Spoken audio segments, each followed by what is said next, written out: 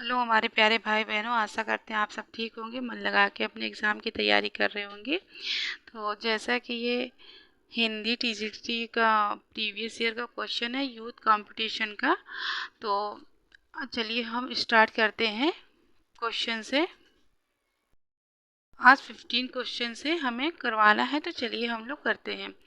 नागरिक प्रचारणी सभा द्वारा प्रकाशित हिंदी साहित्य का बृहद इतिहास के प्रथम भाग का शीर्षक है, तो हिंदी ऑप्शन डी सही है, हिंदी साहित्य की पीठिका। तो इसको देखते हैं, इसकी व्याख्या करते हैं। नागरिक प्रचारणी सभा द्वारा प्रकाशित हिंदी साहित्य का बृहद इतिहास के प्रथम भाग का शीर्षक हिंदी साहित्य की पीठिका है। नागरिक प्रचारणी सभा वाराणसी द्वारा प्रकाशन क्षेत्र में पूर्ण की गई 3 सबसे बड़ी परियोजनाओं में हिंदी शब्द सागर और हिंदी विश्वकोश के साथ हिंदी साहित्य का बृहद इतिहास प्रस्तुत करने की परियोजना भी थी, जिसे सभा ने सन 1953 ईस्वी में स्वीकार किया। इसके प्रारंभिक और अंतिम दो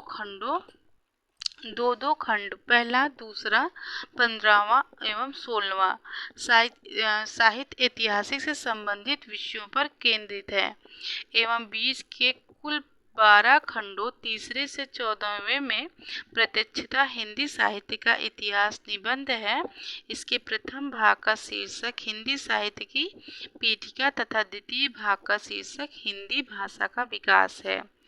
नेक्स्ट क्वेश्चन है, असंगत विकल्प चुनिए। तो ये ऑप्शन सही है, इसमें संगत पूछा है, तो हिंदी साहित्य 20वीं शताब्दी बाबू श्याम सुंदर दास। तो इसकी व्याख्या कर लेते हैं। हिंदी साहित्य 20वीं शताब्दी बाबू श्याम सुंदर दास विकल्प असंगत है।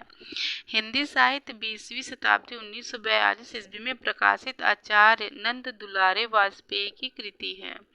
नंद दुलारे वाजपेयी की प्रमुख कृतियां जयशंकर प्रसाद 1940 ईस्वी, आधुनिक साहित्य 1950 ईस्वी, महाकवि सूरदास 1952 ईस्वी, रस सिद्धांत 1977, नया साहित्य नए प्रश्न 1955, रीत और शैली 1979 ईस्वी। नेक्स्ट क्वेश्चन है, काल प्रवृत्ति का निर्णय प्राप्त ग्रंथों की संख्या द्वारा नहीं निर्णित हो सकता है, बल्कि उस काल की मुख्य प्रेरणादायक वस्तु के आधार पर ही हो सकता है। यह कथन किसका है? तो ऑप्शन हमारा बी सही है, हजारी प्रसाद द्विवेदी। काल प्रवृत्ति का निर्णय प्राप्त ग्रंथों की संख्या द्वारा निर्णित नहीं हो सकता, बल्कि उस काल की मुख्य प्रेरणादायक वस्तु के आधार पर ही हो सकता है। यह कथन हजारी प्रसाद द्विवेदी का है।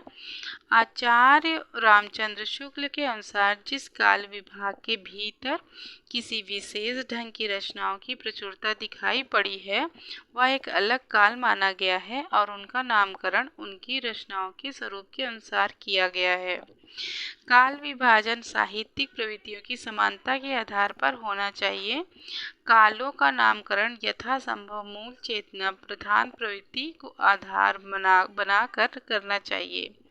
नेक्स्ट, युगों का सीमांकन मूल प्रवृत्तियों के आरंभ और समापन के अनुसार करना चाहिए। काल की मूल प्रवृत्ति का निर्धारण प्रमुख ग्रंथों के आधार पर करना चाहिए। नेक्स्ट क्वेश्चन है, कौन सा विवरण सही नहीं है? इसमें नहीं पूछा है, तो ऑप्शन ए सही है। गार्शा दातासी ने अपने इतिहास ग्रंथ में कवियों को काल क्रमानुसार प्रस्तुत किया है। तो इसकी व्याख्या करते हैं। गार्शा दातासी ने अपने इतिहास ग्रंथ में कवियों को काल क्रमानुसार प्रस्तुत किया है। उपयुक्त विवरण गार्शा दातासी के इतिहास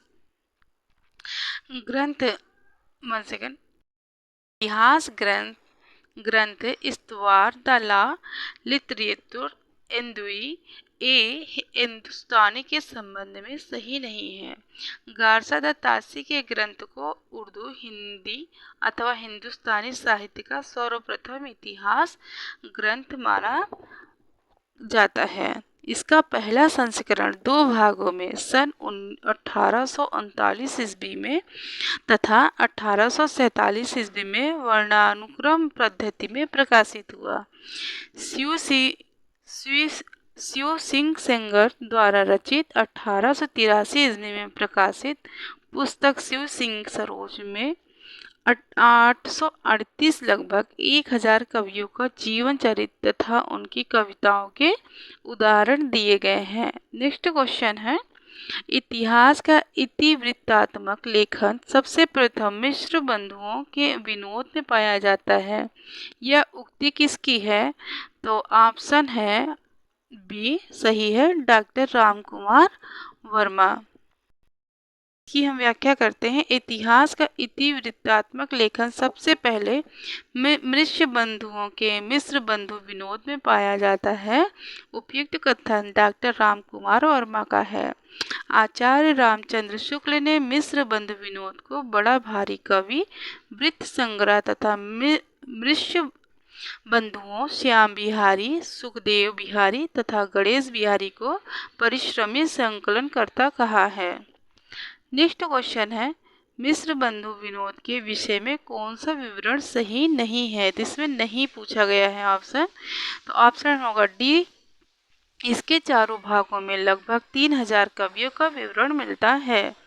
तो इसकी व्याख्या करते हैं। इसके चारों भागों में लगभग 3000 कवियों का विवरण मिलता है। मिश्र बंधुओं गणेश बिहारी, श्याम बिहारी, सुखदेव बिहारी की रचना मिश्र बंधु विनोद के विषय में उपयुक्त विवरण सही नहीं है। मिश्र बंधु विनोद में 5000 के लगभग कवियों एवं लेखकों का परिचयात्मक उल्लेख हुआ है। मिश्र बंधु विनोद के प्रथम 3 भागों का प्रकाशन संख्या 1970 सन 1913 ईस्वी में और चतुर्थ भाग का प्रकाशन संख्या 1951 सन 1934 ईस्वी में हुआ है। नेक्स्ट क्वेश्चन है, हिंदुस्तानी का सर्वप्रथम हिंदी किस विद्वान ने कहा है? तो ऑप्शन बी सही है, गिलक्राइस्ट ने।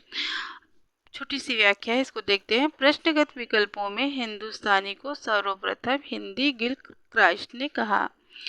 तो नेक्स्ट क्वेश्चन है, हिंदी साहित्य का आलोचनात्मक इतिहास के लेखक हैं? तो ऑप्शन होगा ए सही, डॉक्टर रामकुमार वर्मा। तो इसकी व्याख्या करते हैं।